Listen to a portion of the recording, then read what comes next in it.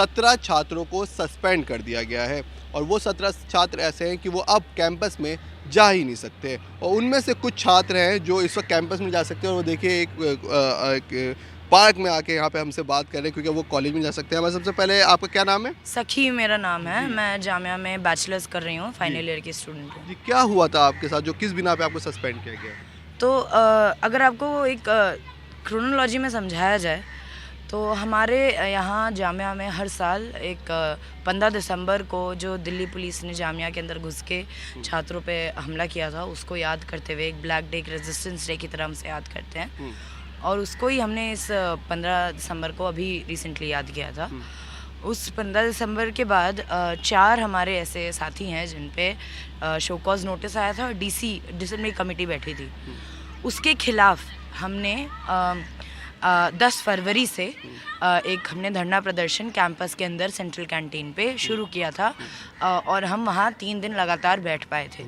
उन 3 दिन के दौरान में एडमिन जो है हमारे पे काफ़ी हरकतें करता है। हमारे कैंटीन तो पहले ही बंद कर दी, जैसे हम बैठने आए थे बंद कर दी थी। वॉशरूम बंद कर दिए आसपास के, लाइटें वहाँ की बंद कर दी, स्विच बोर्ड तोड़ दिए।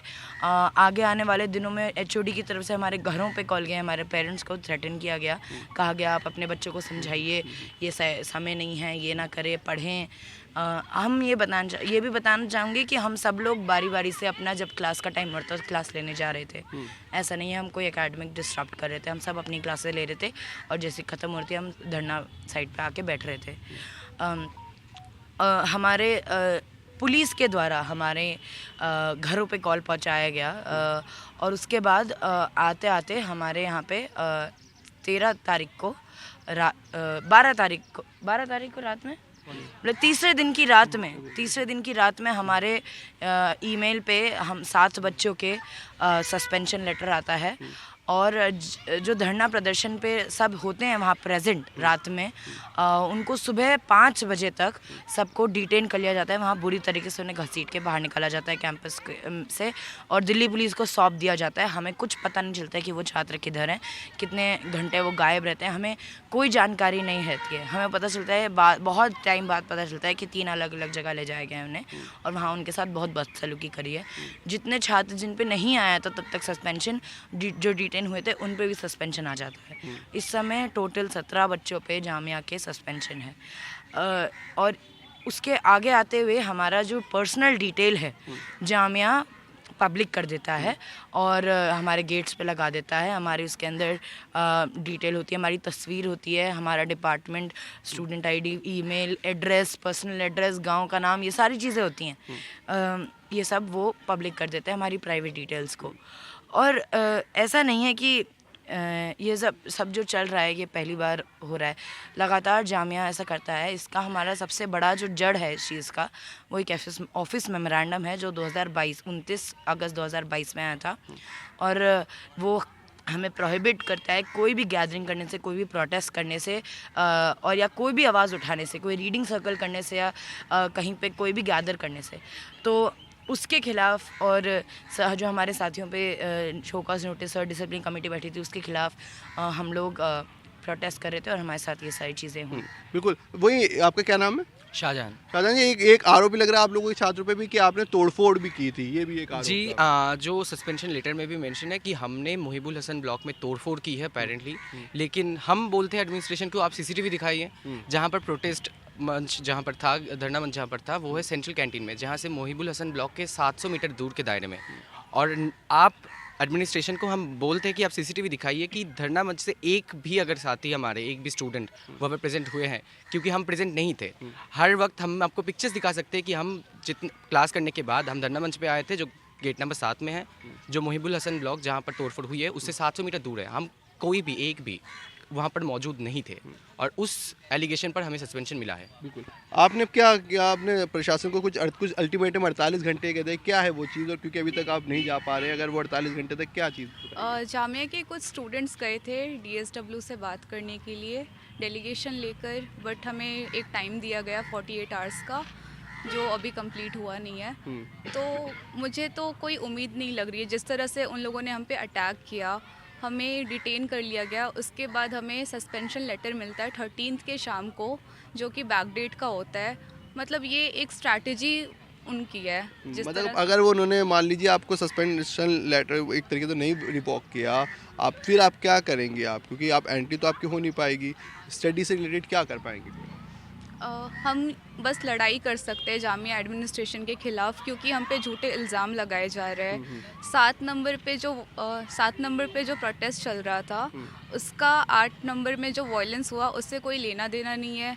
अगर है तो वो हमें प्रूफ दे, हमें सीसीटीवी फुटेज तो दिखाए। आप मानते हैं वायलेंस हुआ था वहाँ पे? वहाँ पर हुआ था बट उनसे हमारा कोई कनेक्शन नहीं है। वो स्टूडेंट्स की आपसी मामले में जो भी हुआ था, लड़ाई, फाइट, वायलेंस, वैंडलाइजेशन, क्योंकि हमारा प्रोटेस्ट जो था वो काफ़ी पीसफुल था। 3 दिन से हमारा पीसफुल प्रोटेस्ट ही हो रहा है, तो हम इस एक्यूजेशन को बिल्कुल ही फॉल्स और गलत मानते हैं। ये मेरा आखिरी सवाल है सबसे कि मान लीजिए ये जो प्रशासन ही कहता है कि आप कुछ भी अगर आप कोई प्रोटेस्ट कर रहे हैं तो आपको पहले हमें इन्फॉर्म करना चाहिए, तो आपने क्या कभी इन्फॉर्म किया? हमने कई बार उन्हें इंटीमेशन दिया है। जो 15 दिसंबर का इस बार हमें हम लोग करने भी वाले थे, रेजिस्टेंस डे को याद करने वाले थे, 15 दिसंबर को याद करने वाले थे, उसके लिए भी हमने इंटीमेशन दिया था प्रॉक्टर ऑफिस को। कई सारे जब हम कोई प्रोटेस्ट करते हैं तो हम इंटीमेशन जाके देते हैं, हम बताते हैं कि हम ये सारी चीज़ें कर रहे हैं, हम इस जगह कर रहे हैं, और इन्होंने फिर भी उसे डिनाई किया है हर बार, माना नहीं है। गार्ड्स के टोलियों को भेजा गया है हमारे पीछे। मतलब परमिशन उन्होंने नहीं दी, आप ये कह रही नहीं, हैं? कभी तो नहीं फिर दिया। तो हमने कई फिर बार तो वो आप पे कह सकते हैं कि जब हमने परमिशन नहीं दी तो फिर आप क्यों आए प्रोटेस्ट करने? प्रोटेस्ट तो हम ये करेंगे ना, हम ये याद करें, हम उन्हें कह रहे हैं, हम उन्हें बताते हैं हम ये चीज़ करेंगे। प्रोटेस्ट एक ऐसी चीज़ है अगर हम किसी के खिलाफ कर रहे हैं तो हम उनसे पूछ के करेंगे। अगर मैं आपके खिलाफ प्रोटेस्ट कर रही हूँ, मैं आपसे पूछूंगी क्या मैं आपके खिलाफ प्रोटेस्ट कर लूँ? 15 दिसंबर को याद करने वाले थे, उसके लिए भी हमने इंटीमेशन दिया था प्रॉक्टर ऑफिस को। कई सारे जब हम कोई प्रोटेस्ट करते हैं तो हम इंटीमेशन जाके देते हैं, हम बताते हैं कि हम ये सारी चीज़ें कर रहे हैं, हम इस जगह कर रहे हैं, और इन्होंने फिर भी उसे डिनाई किया है हर बार, माना नहीं है। गार्ड्स के टोलियों को भेजा गया है हमारे पीछे। मतलब परमिशन उन्होंने नहीं दी, आप ये कह रही नहीं, हैं? कभी तो नहीं फिर दिया। तो हमने कई फिर बार तो वो आप पे कह सकते हैं कि जब हमने परमिशन नहीं दी तो फिर आप क्यों आए प्रोटेस्ट करने? प्रोटेस्ट तो हम ये करेंगे ना, हम ये याद करें, हम उन्हें कह रहे हैं, हम उन्हें बताते हैं हम ये चीज़ करेंगे। प्रोटेस्ट एक ऐसी चीज़ है अगर हम किसी के खिलाफ कर रहे हैं तो हम उनसे पूछ के करेंगे। अगर मैं आपके खिलाफ प्रोटेस्ट कर रही हूँ, मैं आपसे पूछूंगी क्या मैं आपके खिलाफ प्रोटेस्ट कर लूँ? क्या आप मुझे परमिशन देंगे उसके लिए? नहीं देंगे, है ना? तो ये हम जामिया एडमिन को हम बताते हैं कि हम ये सारी चीज़ें कर रहे हैं। हमने कई बार रीडिंग सर्कल के लिए भी मांगा है, परमिशन मांगा है। हमने कई कल्चरल एक्टिविटीज़ के लिए, मुशायरा करने के लिए। वो ये देखते हैं कौन से छात्र कर रहे हैं, इनको नहीं देना है। अगर उनके इंटरेस्ट में कोई छात्र होता है, जैसे very blatantly if I tell you, युवा का छात्र होता है, ABVP का छात्र होता है, तो उनको बड़े बड़े हॉल दिए जाते हैं। हमने देखा है डीन ऑफ सोशल साइंसेज के ऑफिस में करवाया जाता है। हमारा जो नेहरू गेस्ट हाउस है जामिया के 8 नंबर 13 नंबर के अंदर, वहाँ पे उनका कॉन्फ्रेंस होता है। हमें रीडिंग सर्कल करने के लिए भी परमिशन नहीं दिया जाता है। हमें किताब पे चर्चा करने जाते हैं, नहीं दिया जाता है। और बहुत सिस्टमेटिकली हमारा मुद्दा था कि DC और जो शोकॉज है और ऑफिस मेमोरेंडम में से हटाया जाए। उससे पूरा बदल के इन्होंने इतना कोशिश करके पूरा मुद्दा ये कर दिया है कि 17 बच्चों के अब सस्पेंशन है। अब बस उस पर ही हम ध्यान दे सकते हैं, क्योंकि वो हमारे कोर्स, हमारे जो पढ़ाई है उस पर बहुत बुरी तरीके से अफेक्ट करें। क्या पेरेंट्स आपके थोड़े घबराए थे नहीं है? जी बिल्कुल, मेरे पेरेंट्स बहुत ही घबराए हुए हैं। मैं जब वो पहली 12 फरवरी को जामिया नगर पुलिस स्टेशन से मेरे फादर को कॉल गया दोपहर को कि आपका बेटा वहाँ पर धरना मंच पे है, वो पढ़ाई करने के लिए गया है, ये सब करने के लिए मत बोलिए।